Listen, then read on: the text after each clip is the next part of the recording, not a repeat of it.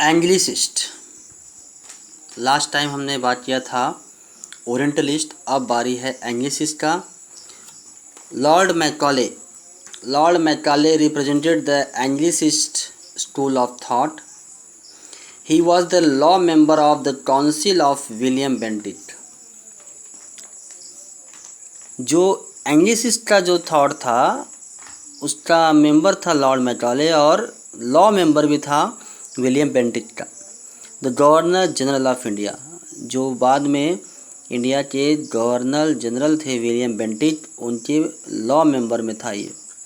He won raise the basic thought of teaching Indian and Arabic literature and language. Lord Macaulay नहीं चाहता था कि जो teaching हो इंडिया में वो इंडियन या अरेबिक लिटरेचर से हो। He professed that English should be the medium of education and the technological and scientific orientation could only be developed through the English language. उन्होंने प्रोफेस किया, मतलब उन्होंने बताया कि इंग्लिश भाषा से ही यहाँ पे इंडिया में पढ़ाया जाना चाहिए। किसने बोला? लॉर्ड मैकाले ने। जो लॉ मेंबर थे काउंसिल के, विलियम बेंटिक का बनाया जाए, जो यहाँ पे बाद में गवर्नर जनरल थे इंडिया में। सो उसका मानना था कि टेक्नोलॉजिकल और साइंटिफिक नॉलेज जो है वो इंग्लिश लैंग्वेज से ही हो पाएगा। He condemn Indian art and literature and according to him a single shelf of a good European literature was worth the whole native literature of India and Arabia. He set out the following objectives. उन्होंने India का जो art था और जो literature था उसका उन्होंने बुराई किया, उसके बारे में उसने निंदा किया। उसने कहा कि यूरोपियन लिटरेचर जो है, यूरोपियन साहित्य जो है, उसका अलमारी में जो सिर्फ एक खाना होता है, सिर्फ एक खाने में जितनी किताबें होती हैं उतनी ही किताबें भारत और अरब की जितनी भी पूरी किताबें हैं उन सब के बराबर है।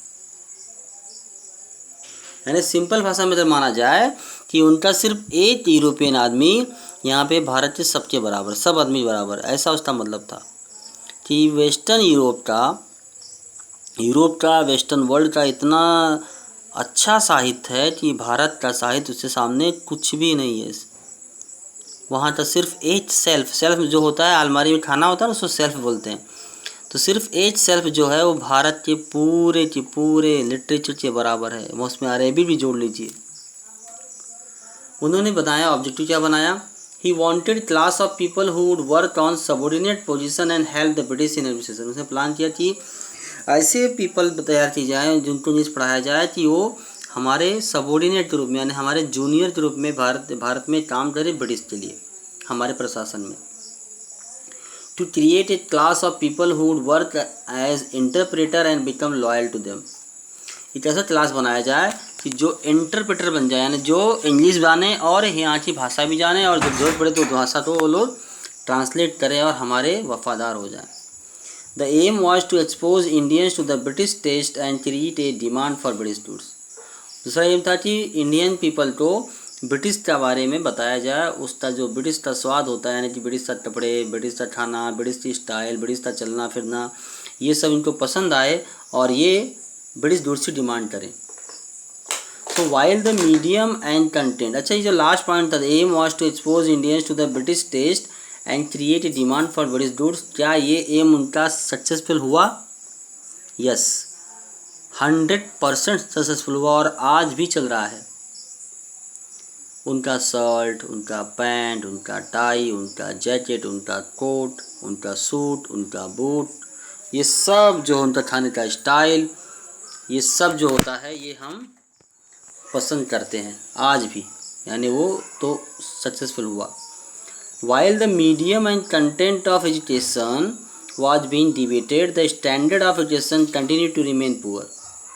तो क्या मीडियम से पढ़ाया जाए और क्या पढ़ाया जाए, इस बारे में डिबेट चल रहा था, लेकिन जो स्टैंडर्ड था एजुकेशन का वो हमेशा पुअर ही था यहाँ पे। While the British government was allotting huge amount of money, there was no fix policy on spread of education in India. British government बड़ा अमाउंट दे रही थी for the purpose of education, लेकिन वो फिक्स पॉलिसी यहाँ नहीं थी, इसलिए अच्छी तरह से यहाँ शिक्षा नहीं मिल रही थी। The director of the company decided to lay down a definite policy for education in India. Therefore, it became necessary to make a comprehensive survey of the entire field of education in order to look into the measures for reform. The committee studied the issue thoroughly and reported that the policy of the educated Indians should not be ignored. तो जो company के director थे, याद रहे उस समय British government directly यहाँ rule नहीं कर रही थी, वहाँ पे कंपनी जो थी ईस्ट इंडिया कंपनी, उसका रूल यहाँ चल रहा था. तो जो उससे कंपनी के डायरेक्टर थे उन्होंने ये प्लान किया कि एक पॉलिसी बनाई जाए इंडिया में एजुकेशन के लिए. उसके लिए क्या चाहिए था उनको? कम्प्रिहेंसिव सर्वे करना पड़ेगा पूरा कि कहाँ कितनी ज़रूरत है, कहाँ कितनी जनता रहती है, कैसे हालात हैं, और उस पर रिफॉर्म यानी बदलाव लाए जाए. और उसको कमेटी ने अच्छी तरह से पढ़ा कि इंडिया का ये जो एजुकेशन है उसको इग्नोर नहीं कर सकते हम लोग, उसको मतलब इसको छोड़ नहीं सकते. इंडियन पीपल को हमको पढ़ाना होगा और ये फैसला करना ही होगा कि कौन सा लैंग्वेज इंडिया भाषा में पढ़ाया जाए कि इंग्लिश में पढ़ाया जाए. The development will not be in any case harmful to the British empire. ये भी बताया कि अगर इंडियन लिस्ट पढ़ जाते हैं और अगर मान लो इंग्लिश में भी पढ़ लिए तो भी उससे ब्रिटिश एम्पायर को नुकसान नहीं होगा. The suggestions of the committee were favourably considered by the board of directors. और तब वो जो सजेशन दिया कमेटी ने उसको बोर्ड ऑफ डायरेक्टर ने माना. Sir Charles Wood was the president of the board of control. Charles Wood जो थे वो प्रेसिडेंट थे बोर्ड ऑफ कंट्रोल के.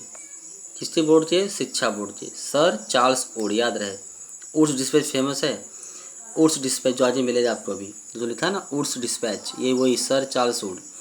Therefore, the declaration issued on July 19, 1854 was known as Wood's dispatch.